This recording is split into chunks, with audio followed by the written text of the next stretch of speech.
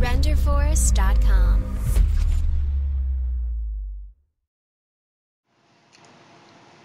Bon, salut, c'est reparti pour la fabrication des pelés au frolic. Alors j'ai deux recettes, une pure frolic, une frolic leader press. Voilà. Alors la pure frolic, vous connaissez le frolic, les pelés reviennent à 3 € le kilo, 2 € le kilo.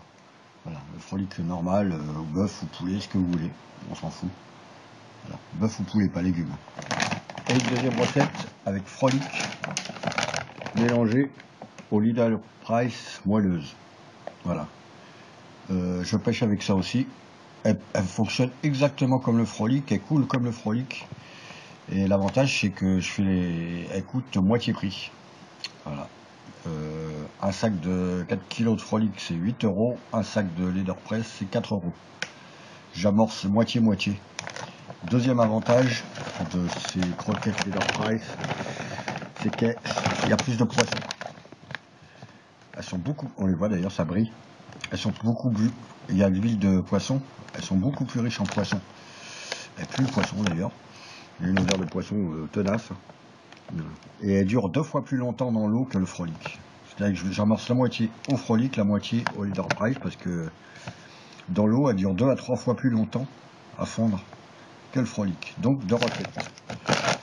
Alors, les dosages, c'est simple. Vous prenez du frolic, j'ai préparé à l'avance les doses. J'ai fait une petite dose, je vais faire une petite quantité pour le faire en direct. Frolic 200 grammes. Vous mélangez tout ensemble. Sel, respectez bien les doses. 10 grammes. Respectez bien. Je vous explique à quoi ça sert en même temps. Frolic, c'est votre base de mix. C'est votre mix. Le sel, il va vous servir, lui, à conserver l'humidité dans les croquettes, à ce qu'elles restent moelleuses sans avoir des croquettes en béton.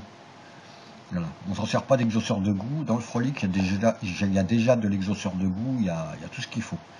Il y a des conservateurs, il y a de l'exhausteur de goût, il n'y a rien besoin de mettre. Le sel, il sert à tenir l'humidité. Farine de blé, c'est le liant. 40 grammes. 40 grammes de farine de blé. Lui, c'est le gluten du blé qui va servir à lier, à tenir et à donner un aspect pâteux. Voilà. À caoutchouteux, ce qui va permettre de les restructurer et de les presser. Voilà. Vous pouvez essayer le gluten, etc. J'ai essayé, il y a de très mauvais résultats. J'ai trouvé le seul truc que vraiment sans cuisson, c'est la farine de blé. Voilà. Et elle diffuse. Voilà. Mais la farine de blé sert juste bon, c'est nourrissant aussi. On sait très bien que les silos aiment le pain aussi. Mais comme c'est pas cuit, mais elle sert juste à lier. Et important, lait en poudre, 20 grammes. Voilà, pour 200 grammes de frolic. Lait en poudre, 20 grammes. Le lait en poudre, lui, il sert déjà à lier, à lisser la bouillette. Je vais vous montrer la différence entre une bouillette à la lisser et à fabriquer à la caséine dedans, on va fabriquer une coque. Voilà. Une coque autour de ce qui va durcir la surface de la bouillette, du pelé. Ça va fabriquer une coque. Donc votre pelé va tenir plus longtemps. Deuxièmement, quand vous allez le fabriquer, c'est plus lisse, ça tient mieux. Voilà, c'est plus facile à fabriquer. Et il y a un autre avantage, c'est que c'est 100% soluble dans l'eau. Mais 100%. Donc ça diffuse les arômes très forts. C'est un disperseur d'odeur dans l'eau, puisque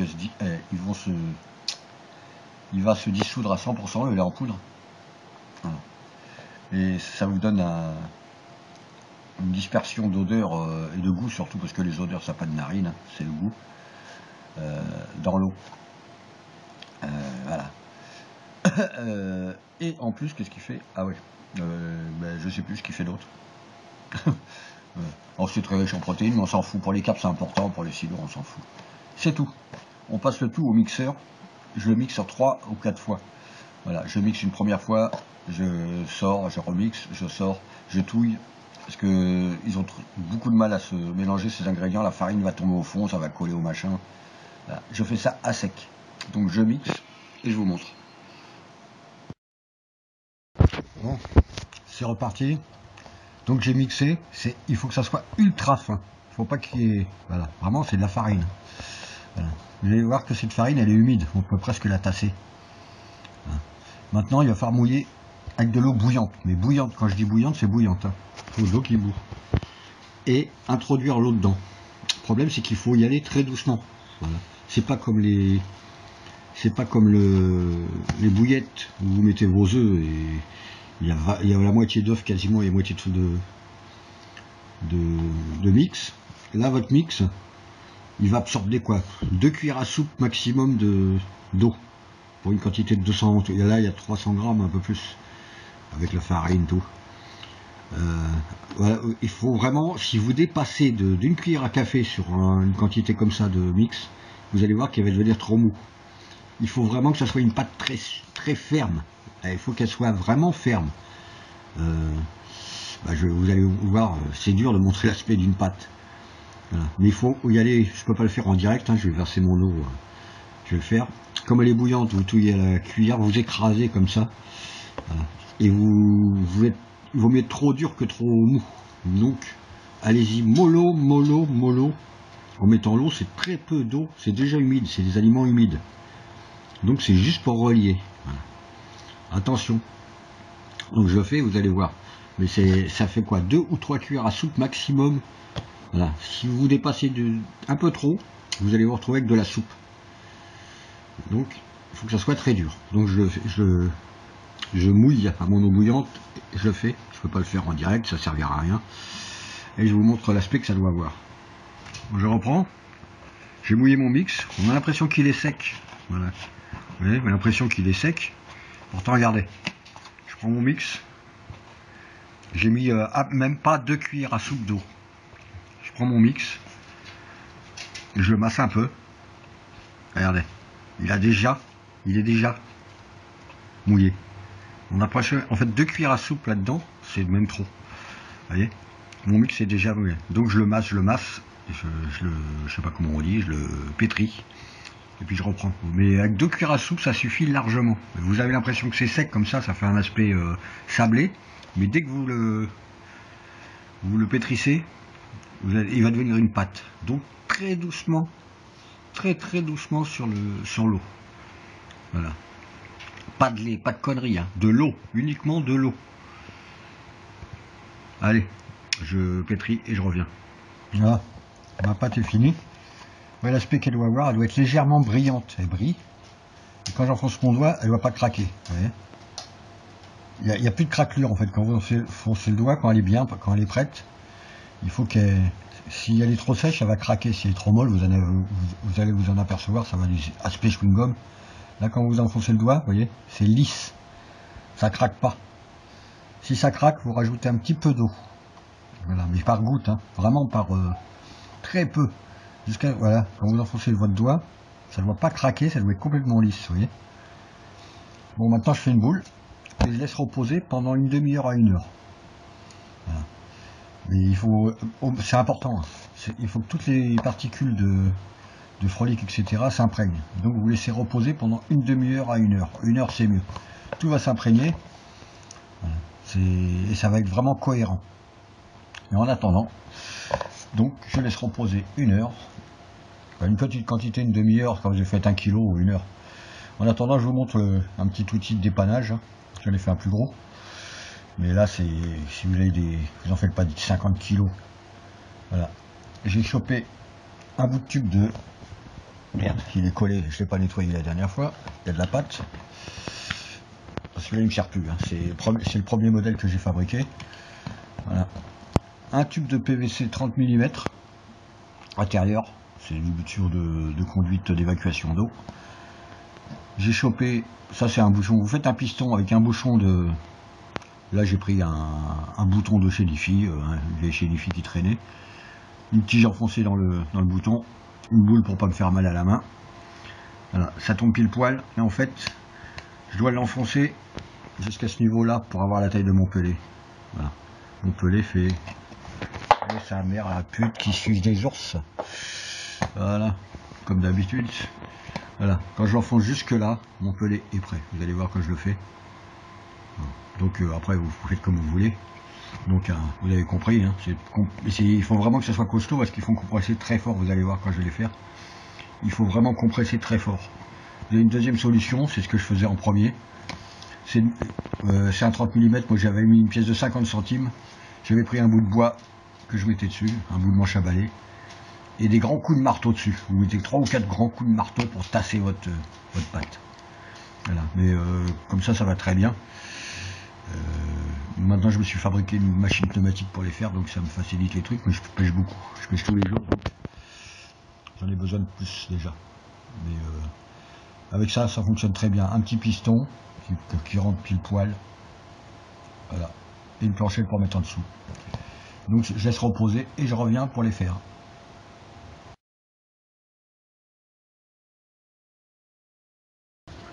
Bon, c'est reparti. Ma pâte est prête. Quand vous la touchez, au bout d'une heure, une demi-heure, une heure, elle est sèche à la surface. Voilà. Là, elle est bonne. Maintenant, vous n'avez plus qu'à la repétrir. C'est reparti. Parce que sinon, la partie sèche, ça va vous faire des délimitations sur les... Ça va vous faire ça. Les délimitations, elles vont se casser à cet endroit-là si vous lancez trop fort ou quand vous allez pêcher. Donc, vous la repétrissez. C'est important. Hein. Ça, c'est super important d'avoir une pâte bien, c'est hyper homogène. Il faut vraiment qu'elle soit homogène. Homogène, ça ne veut pas dire PD qu'il y a des... Hein, qui est gêné. Hein. C'est pour les plus cons d'entre vous. Bon. Voilà, elle est repétrie. Ouais, vous voyez, elle chope un aspect. Quand j'enfonce mon doigt dedans, c'est lisse. On voit presque mes empreintes, ça brille, c'est lisse. Donc, je pétris, comme disait Julie. Voilà, là elle est pas mal. Bon, je vais pas le faire 4 heures parce que j'en ai plein d'avance, j'en ai rien à foutre de celle-là. Et maintenant, le but de la manœuvre, c'est de prendre une quantité suffisante pour que ça rentre dans le tube. Par contre, vous évitez de faire un joint. Vous rajoutez pas de pâte, sinon ça va vous faire un joint et elle va se casser. Donc vous en mettez trop. Vous coupez, vous tassez légèrement. Et maintenant, le but de la manœuvre, c'est que ça va chier vers le bas.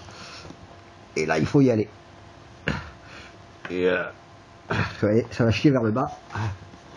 Je vire, je recoupe, parce que j'en ai trop. Et moi, j'ai calculé pour qu'ils arrivent. En fait, quand mon pelet a la bonne taille, voilà. Voilà, je leur appuie un grand coup pour qu'il soit. Voilà. Mon pelet est prêt, je l'éjecte. Voilà, j'obtiens un pelet bien lisse, bien net, bien brillant. Terminé. Je vais vous montrer la différence qu'il y a. 3 pelés frolique, 100% frolique. Voilà, sans lait. Ça donne ça. Ça, c'est du frolique sans lait. Ça, c'est frolique plus leader price. Voilà. 200 grammes. Non, là, il y a 120 grammes de frolique. Attendez, je dis pas de bêtises. 65 grammes de leader price, voilà. Et voilà, là, il y a 200 grammes de frolique uniquement. 120 grammes de frolique, 65 grammes de leader price. Ça donne un pelé plus dur, plus ferme. Il marche très bien sur les carpes. Hein. Je sais pas pourquoi, ils adorent le leader price parce qu'il y a plus de farine de poisson peut-être. Un pelé qui tient beaucoup plus longtemps. Voilà. Et voilà, maintenant le pelé, je l'ai fait il y a que 2 jours, il est tout neuf. Voilà, il est déjà dur. Il durcit plus vite avec le lait. Voilà, un 100% frolique. Avec du lait, le lait en poudre. Vous voyez la différence, ils sont beaucoup plus lisses, un aspect beaucoup plus fin, c'est moins grossier, pourtant c'est la même recette, hein, sauf qu'il y a du lait en plus. Et ils durcissent plus vite, il y a une coque qui se forme tout de suite, voilà. Ils tiennent très longtemps, ils diffusent beaucoup plus, c'est ma meilleure recette. Hein.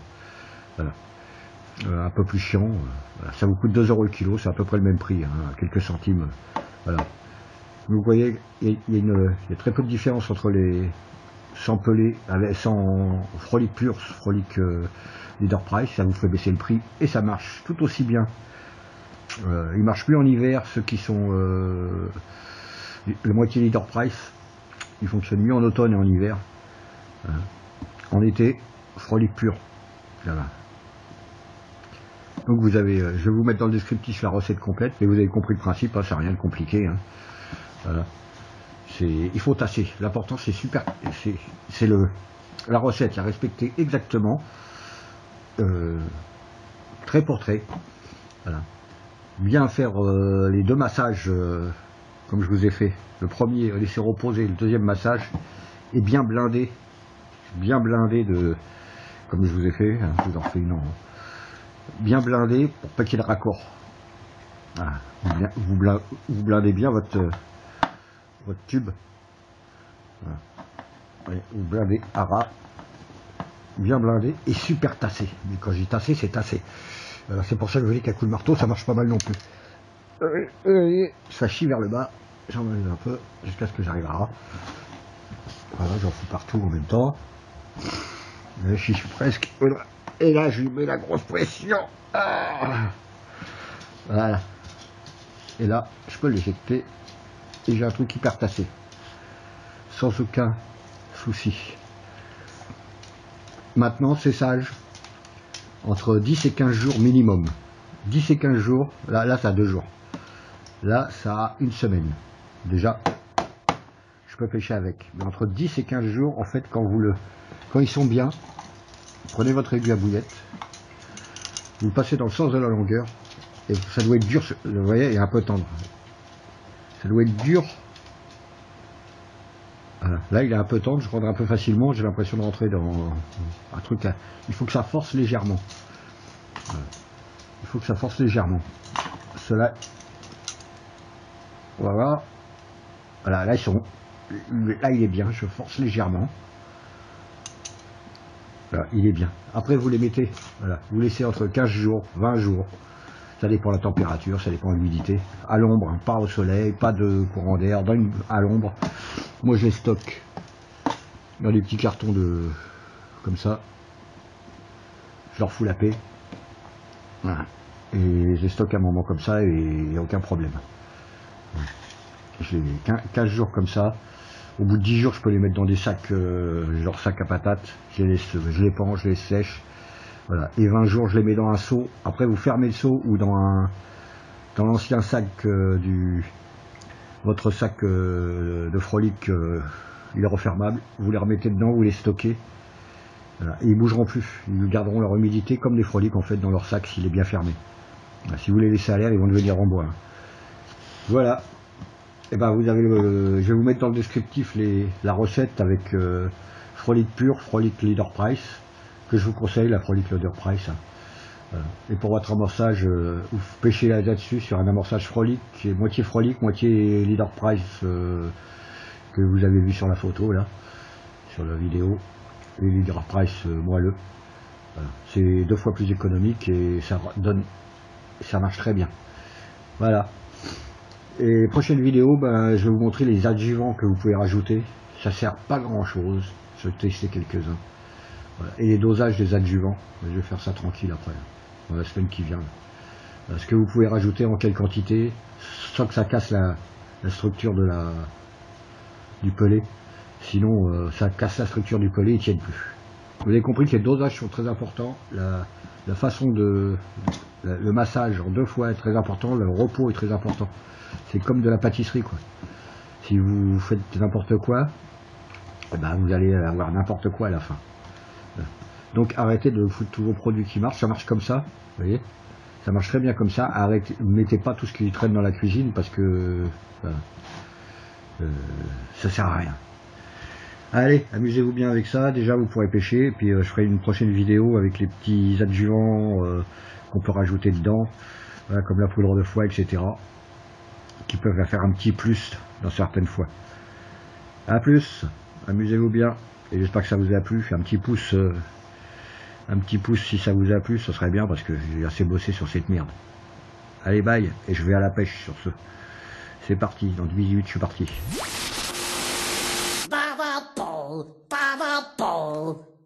Ba ba ba ba ba ba ba ba.